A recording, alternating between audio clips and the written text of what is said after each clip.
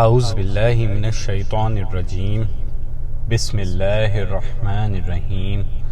گستاخی رسول ایک ایسا گناہ جو مومن مرد و عورت کے قریب ناقابل قبول ہے۔ آئیے آج آپ کو سناتے ہیں ایک نابینا صحابی کا قصہ جن کو دنیا عبداللہ بن ام مکتوم کے نام سے جانتی ہے۔ یہودیوں میں ایک عورت جس کا نام اسما بتایا جاتا ہے شعر و شاعری کا شوق رکھتی تھی، اور اس کی خاصیت یہ تھی کہ وہ گستاخی کے کلام بہت لکھتی اور پڑھتی رہتی تھی۔ ایک دن ان صحابی کا وہاں سے گزر ہوا اور انہوں نے وہ گستاخانہ الفاظ اس عورت سے سن لیے، چنانچہ ارادہ فرما لیا کہ اس عورت کو زندہ نہیں چھوڑیں گے۔ رات کے پہر جب سب اپنے اپنے گھروں کو چلے گئے تو یہ نابینا صحابی ایک تلوار لے کے اس یہودیہ کے گھر کی طرف بڑھے۔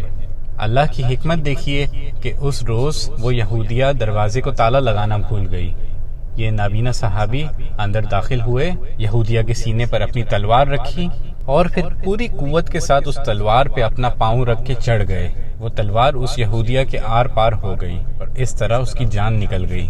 پھر صبح جب یہ حضور پاک صلی اللہ علیہ وسلم کی بارگاہ میں آئے تو حضور کو سارا معاملہ گوش گزار کیا اور حضور سے کہا کہ اگر آپ چاہیں تو مجھے اس کی سزا دیں، چاہیں تو آپ میرا سر قلم کر دیں، لیکن میں ناموس رسالت پہ کوئی گستاخی برداشت نہیں کر سکتا۔ حضور اکرم صلی اللہ علیہ وسلم نے مسکراتے ہوئے صحابہ کی طرف دیکھا اور کہا، اگر تمہیں کسی جنتی کا دیدار کرنا ہے تو عبداللہ بن ام مکتوم کو دیکھ لو۔